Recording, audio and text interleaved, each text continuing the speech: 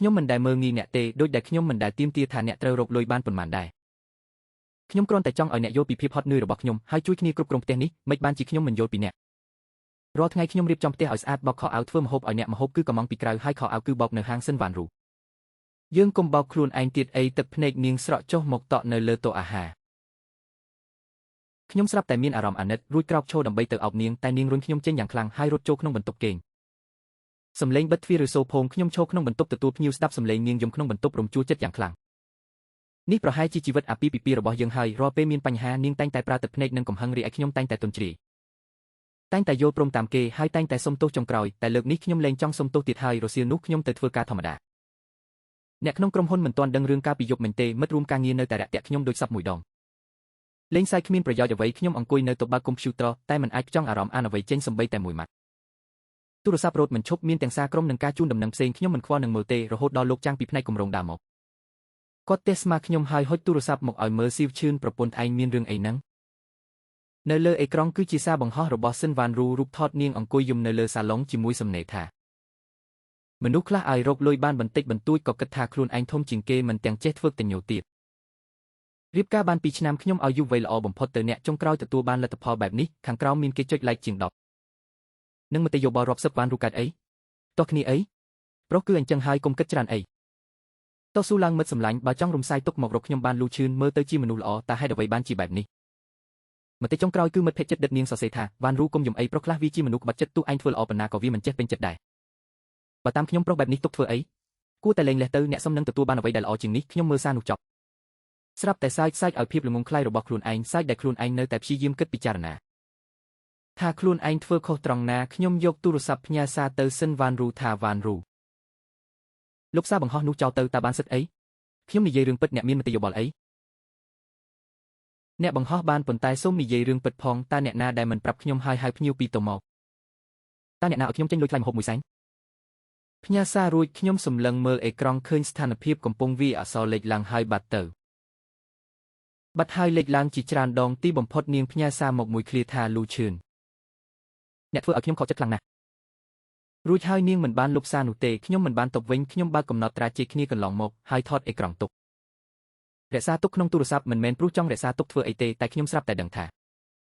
ស្រីម្នាក់នេះមិនមែនជាមនុស្សដែលខ្ញុំធ្លាប់ស្រឡាញ់ទៀតទេឬអាចនិយាយបានថានាងតែងតែជាបែបនេះគ្រាន់តែពីមុនខ្ញុំមិនព្រមជឿម៉ោង3រសៀលម៉ាក់ទូរស័ព្ទមកសំឡេងគាត់ទាំងណែនសៀវឈឿនកូនមិនអីទេមែនទេមិនអីទេម៉ាក់មានរឿងអី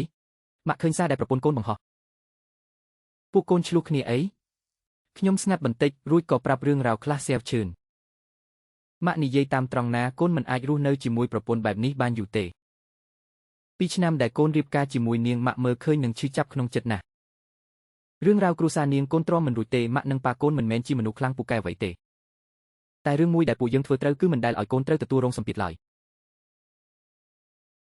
តែពេលនេះកូនរៀបការហើយត្រូវរងសម្ពាធពីគេរាល់ថ្ងៃម៉ាក់ឃើញហើយឈឺចាប់ណាស់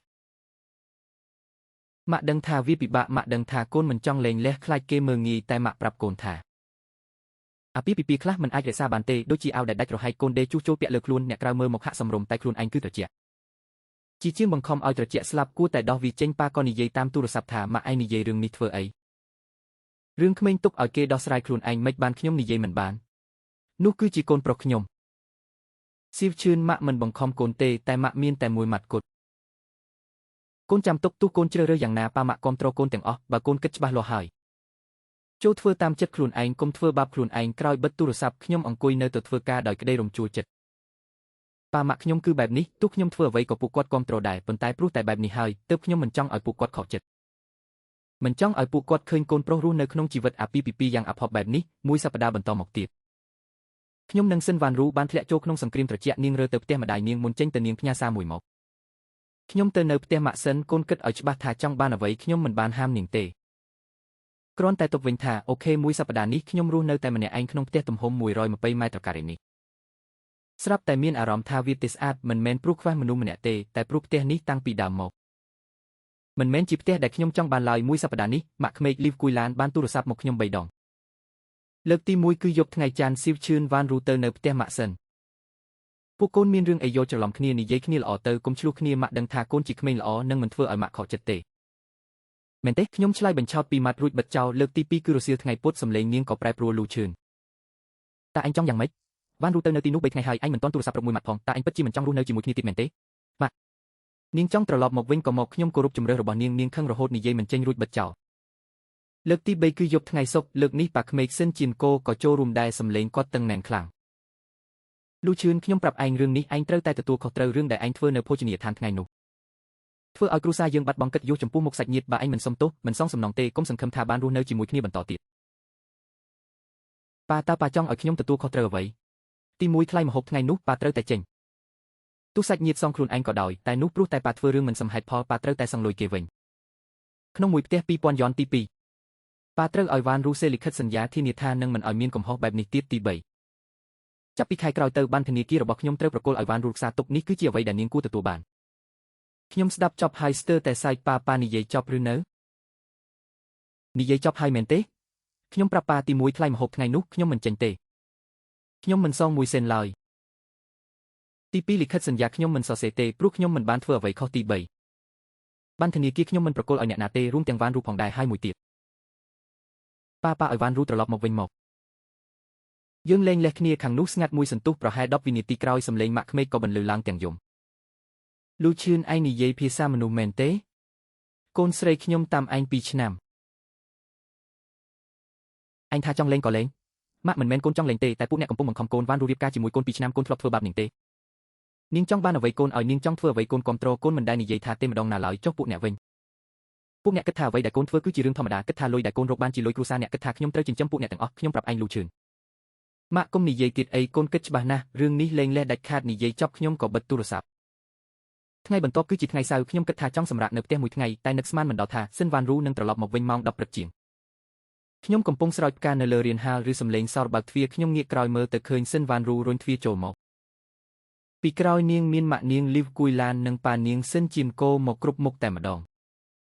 ខ្ញុំដាក់កំសៀវចុះដោយទឹកមុខស្ងប់ស្ងាត់ហើយនិយាយថាពួកអ្នកមកហើយវ៉ាន់រូដើរចូលបន្ទប់ទទួលភ្ញៀវរួចអង្គុយលើសាឡុងលូឈិនថ្ងៃនេះពួកយើងមកដើម្បីនិយាយគ្នាឲ្យច្បាស់ជាមួយអ្នកម៉ែក្មេកនិងឪពុកក្មេកក៏អង្គុយចុះដែរអ្នកទាំង3អង្គុយតម្រង់ជួរលើសាឡុងសម្លឹងមកខ្ញុំដោយកំពុងកាត់ទោសខ្ញុំលើកកៅអីមួយមកអង្គុយទល់មុខពួកគេហើយនិយាយថានិយាយមកសិនវ៉ាន់រូដកឯកសារមួយចេញពីកាបូបរួចរុញមកមុខខ្ញុំនេះជាឯកសារដែលខ្ញុំឲ្យមេធាវីព្រៀងឲ្យអ្នកមើលទៅខ្ញុំលើកឯកសារឡើងមើលចំណងជើងថាកិច្ចព្រមព្រៀងទ្រព្យសម្បត្តិក្នុងអាពាហ៍ពិពាហ៍បើកមើលឃើញថាខ្លឹមសារទី1គឺផ្ទះដែលដាក់ឈ្មោះខ្ញុំត្រូវបន្ថែមឈ្មោះសិនវ៉ាន់រូហើយបញ្ជាក់ថាទាំងសងខាងមានសិទ្ធិកាន់កាប់ម្នាក់ 50% ទី2ប្រាក់ខែប្រចាំខែរបស់ខ្ញុំត្រូវផ្ទេរចូលកណ្នីរួមទាំងអស់ដើម្បីឲ្យសិនវ៉ាន់រូជាអ្នកគ្រប់គ្រងទី3ឡានដែលដាក់ឈ្មោះខ្ញុំត្រូវផ្ទេរកម្មសិទ្ធិឲ្យសិនវ៉ាន់រូទី4ប្រាក់រង្វាន់ប្រចាំឆ្នាំរបស់ខ្ញុំ 50% ត្រូវទុកជាលុយផ្ទាល់ខ្លួនរបស់សិនវ៉ាន់រូទី5បើខ្ញុំសុំលែងលះទ្រព្យសម្បត្តិខាងលើទាំងអស់ត្រូវធ្លាក់ទៅសិនវ៉ាន់រូខ្ញុំអានចប់ក៏បិទឯកសាររួចសម្លឹងមើលសិនវ៉ាន់រូកិច្ចព្រមព្រៀងនេះអ្នកឲ្យមេធាវីព្រៀងមែនទេបាទខ្ញុំគិតថាពួកយើងត្រូវការព្រមព្រៀងមួយឲ្យច្បាស់លាស់មិនអាចបន្តរស់នៅបែបមិនច្បាស់លាស់ដូចមុនទេពីមុនមិនច្បាស់លាស់តើអ្នកណាដែលមិនច្បាស់លាស់គឺខ្ញុំដែលមិនច្បាស់លាស់មែនទេខ្ញុំចិញ្ចឹមអ្នក2ឆ្នាំឬក៏អ្នកដែលចាយលុយខ្ញុំដោយមិនច្បាស់លាស់ម៉ៃក្មេកលីវគួយឡានកាត់សម្ដីខ្ញុំថាលូឈិនកុំបដូរប្រធានបទ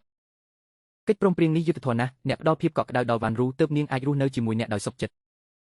បើអ្នកសំបីតែភាពស្មោះត្រង់នេះក៏គ្មានចុះនឹងនិយាយរឿងអ្វីទៀតម៉ែតើអ្នកគិតថាវាយុត្តិធម៌ទេពិតជាយុត្តិធម៌ហើយអ្នកគិតមើលវ៉ាន់រូបានផ្ដល់យុវវ័យដ៏ល្អបំផុតរបស់នាងឲ្យអ្នកទាំងអស់បើអ្នកមិនផ្ដល់ការធានាឲ្យនាងតើនាងនឹងទៅជាយ៉ាងណាមនុស្សស្រីនឹងគឺត្រូវការតែភាពស្ថិតស្ថេរចុះការធានារបស់ខ្ញុំវិញ